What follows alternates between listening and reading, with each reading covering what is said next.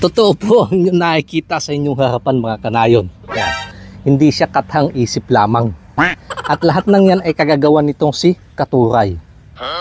Yan. Tama po ang inyong narinig, si Katuray. Sa akin kasi nakikita ko lagi yung kulay puti na bulaklak nito. Pero nung nakita ko ng purple, nagtaka ako. Sabi ko baka parang marketing strategy lang siguro nila to.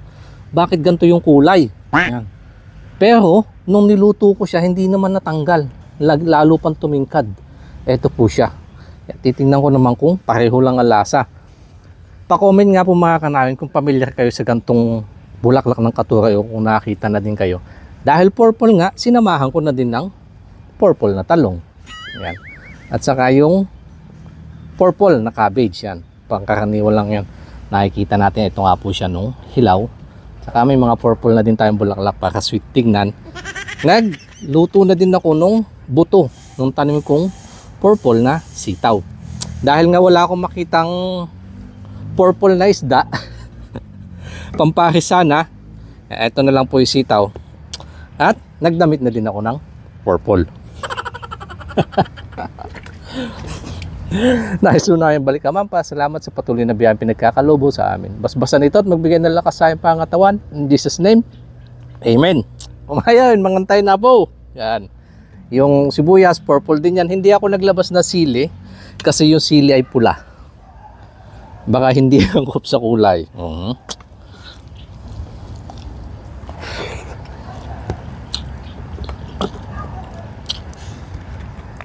Titikman ko.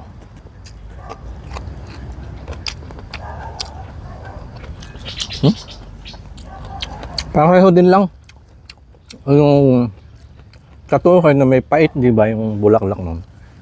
May pait ng konti pero matamis kasi nga nabili ko siya sa Riwa. Yan.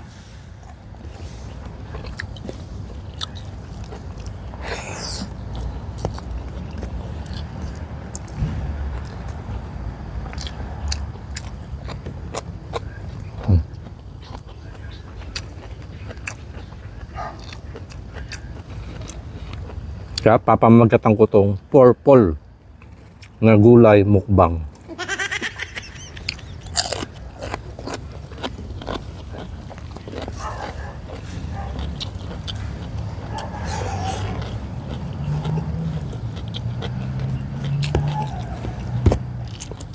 Ay, ito yung mga bulaklak na to hindi nakakain.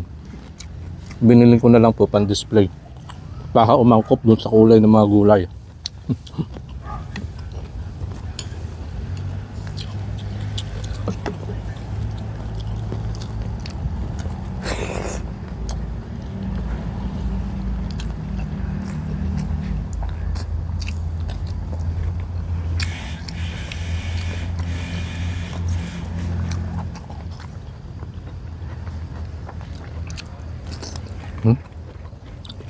Parang bitin nga.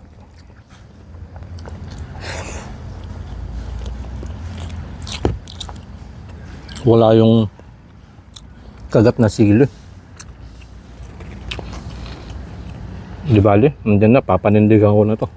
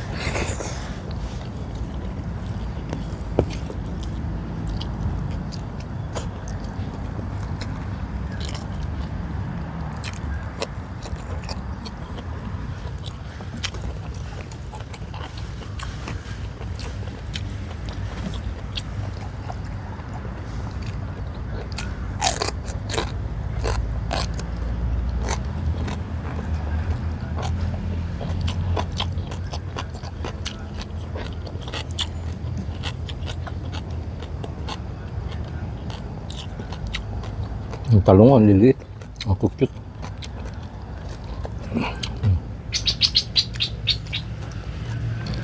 At yung mga pinapakas nila sa vegetable salad nila dito sa Thailand, pinakain nila ito ng hilaw.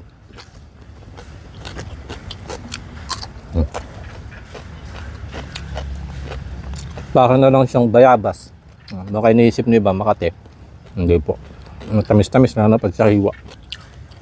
Para siyang bayabas.